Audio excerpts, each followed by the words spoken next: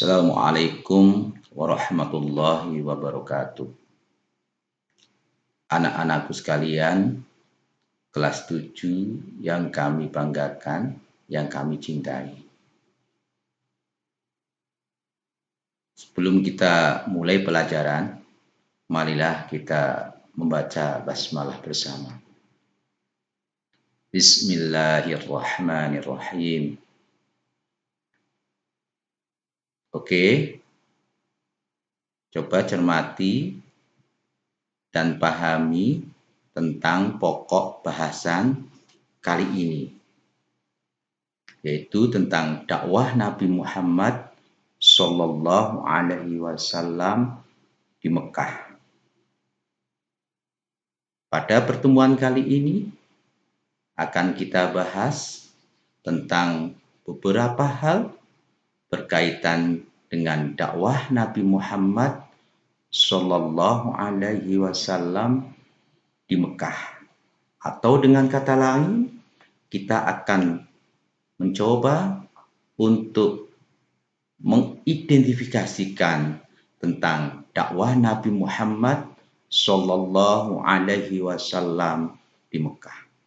Sehingga nantinya kita akan paham dan mengerti tentang dakwah Nabi Muhammad Sallallahu Alaihi Wasallam di Mekah secara gamblang. Anak-anakku sekalian yang kami cintai, yang kami banggakan. Dari teks di atas atau pokok bahasan yang akan kita bahas kali ini, di situ ada kata-kata dakwah. Apa itu dakwah? Kemudian di situ ada Nabi Muhammad Sallallahu Alaihi Wasallam.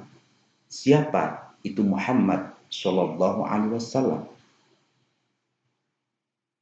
Berikutnya ada kata-kata Mekah. Mekah yang dimaksud di sini adalah kota Mekah yang ada di Arab Saudi saat ini. Pertanyaannya, bagaimana kondisi masyarakat Mekah pada saat itu? Bagaimana kondisi masyarakat Mekah pada saat itu? Jadi ada beberapa pertanyaan yang nanti anak-anakku sekalian untuk bisa menjawabnya. Baiklah anak-anakku sekalian yang kami cintai, kami banggakan, untuk kali ini kita mencoba untuk membahas satu persatu dari pokok bahasan yang akan kita bahas pada pertemuan kali ini. Makna dakwah secara lughah adalah ajakan atau mengajak. Maka akan timbul beberapa pertanyaan di benak kalian semuanya. Apa itu dakwah? Kalau dakwah maknanya adalah ajakan atau mengajak. Lalu siapa yang mengajak? Siapa yang diajak? Diajak kemana? Dengan cara apa ia mengajak? Bagaimana sikap mereka yang diajak? Baiklah anak-anakku sekalian, sebelum kita membahas tentang pertanyaan-pertanyaan yang ada di benak kita mencoba menelisik, mengetahui tentang kondisi masyarakat Mekah pra-Islam atau sebelum Islam. Dilihat dari agama atau kepercayaan masyarakat Mekah pada saat itu, yaitu sudah beragama tauhid, ada yang memeluk agama Yahudi, ada yang memeluk agama Nasrani, dan ada yang menganut agama nenek moyang. Ditelisik atau dilihat dari sosial perekonomian, mayoritas bermata pencaharian pedagang. Dari seni dan budaya, masyarakat Mekah gemar bersyair. Sosial politik, kalau dilihat dari sosial politik, Jazirah Arab sudah ada beberapa kerajaan besar, yaitu seperti Bizantium, dan kerajaan Persia.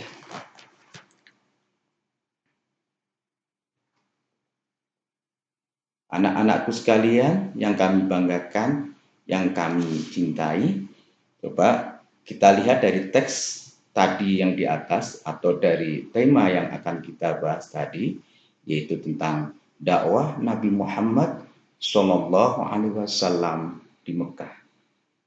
Siapa itu Muhammad? Itu Muhammad adalah Rasulullah Shallallahu Alaihi Wasallam yang pada usia 40 tahun beliau diangkat sebagai nabi dan rasul pada saat beliau tahanus di Gua Hiro atau berdiam diri di Gua Hiro. Dengan didatanginya Nabi Muhammad Shallallahu Alaihi Wasallam oleh malaikat Jibril dengan menyampaikan wahyu yang pertama, yaitu surat Al-Alaq 1-5.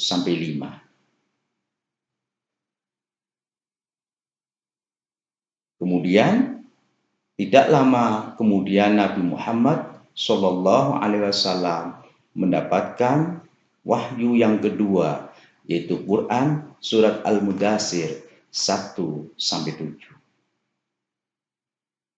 Anak-anakku sekalian yang kami cintai, kami banggakan, dalam proses tahanus ini Nabi Muhammad Shallallahu Alaihi Wasallam mendapatkan wahyu yang pertama, yaitu dengan datangnya malaikat Jibril kepada Rasulullah Shallallahu Alaihi Wasallam.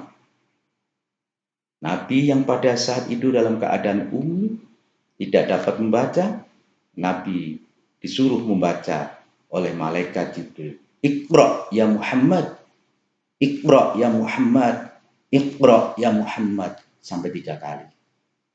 Kemudian Nabi didekap oleh malaikat Jibril. Dengan rasa takut, Nabi menjawab, Ma ana biqori, Ma ana biqori, dengan suara yang bergetar. Saya tidak dapat membaca, kata Rasulullah. Kemudian malaikat Jibril menuntunnya, Iqra bismi rabbikal ladzi khalaq, khalaqal insana min 'alaq, Iqra wa rabbukal akram, alladzi 'allama bil qalam. Itulah wahyu yang pertama kali turun kepada Rasulullah Shallallahu Alaihi Wasallam. Oke, anak-anakku sekalian yang kami cintai, kami banggakan. Untuk berikutnya, berkaitan dengan dakwah Nabi Muhammad Shallallahu Alaihi Wasallam yang pada saat itu masyarakat Mekah ini sudah mengenal Tuhannya atau sudah menyebut Tuhannya dengan sebutan Allah. Dengan sebutan Allah. Namun, masyarakat Mekah ini justru menyekutukan Allah. Ini yang pertama kali menjadi skala prioritas dakwah Nabi Muhammad Shallallahu Alaihi Wasallam. Dakwah Nabi Muhammad Shallallahu Alaihi Wasallam dilakukan secara bertahap, tidak secara serta-merta, tidak secara sekonyong-konyong langsung di hadapan umat, tetapi dilakukan secara bertahap. Langkah yang pertama yang dilakukan oleh Rasulullah yaitu dengan cara personal approach, pendekatan secara personal. Yang pertama kali yaitu kepada istrinya sendiri, yaitu Khadijah.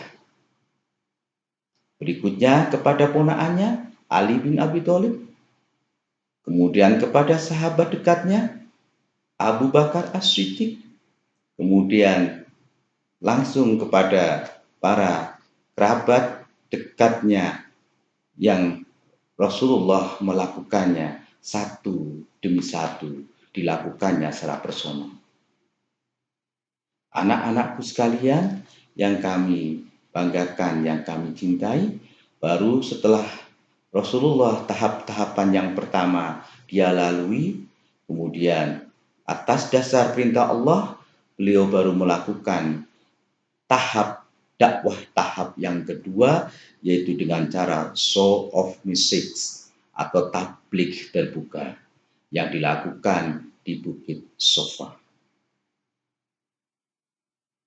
Dari pertemuan kali ini yang mungkin hanya beberapa menit dengan keterbatasan karena situasi COVID, mungkin dari anak-anakku sekalian ada yang mau menanyakan, silakan kalau mau bertanya.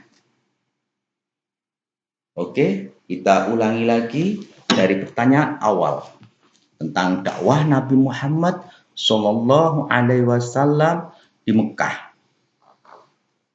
Makna dakwah secara lughah yang tadi adalah ajakan atau mengajak. Siapa yang diajak? Tidak lain dan tidak bukan adalah umat manusia. Seluruh umat manusia pada hakikatnya adalah diajak oleh Rasulullah Shallallahu Alaihi Wasallam. Siapa yang mengajak? Yang mengajak adalah Nabi Muhammad Shallallahu Alaihi Wasallam. Diajak kemana? Diajak untuk mencapai ridho Allah Subhanahu wa Ta'ala. Diajak untuk meraih ridho Allah Subhanahu wa Ta'ala. Dengan cara apa? Yaitu dengan cara meniti jalan yang lurus. Apa itu jalan yang lurus? Jalan yang lurus dalam Al-Quran dikatakan wa ani abuduni hadza siratun mustaqim. Anak-anakku sekalian yang kami banggakan, yang kami cintai, dengan cara apa Rasulullah mengajak? Tentunya dengan cara yang bijaksana, tidak dengan cara memaksakan kehendak. Bagaimana sikap mereka yang diajak? Sikap mereka yang diajak ada yang menerima dan ada yang menolaknya. Anak-anakku sekalian yang kami banggakan, yang kami cintai, untuk berikutnya kami minta tolong kepada kamu sekalian untuk bisa mengerjakan tugas mandiri, yaitu dengan membuat peta konsep tentang dakwah Nabi Muhammad Shallallahu Alaihi Wasallam. Nanti kamu bisa kerjakan di rumah, bisa kamu diskusikan, bisa kamu tanyakan dengan kerabat dekat kamu, dengan orang tua kamu diskusikan, kemudian untuk mengisikan pertanyaan-pertanyaan dalam kolom-kolom yang Pak Guru berikan. Mudah-mudahan dengan keterbatasan waktu, dengan keterbatasan pertemuan, tidak mengurangi rasa hikmah kita untuk belajar dan belajar. Wabillahi taufik wal hidayah. Assalamualaikum warahmatullahi wabarakatuh.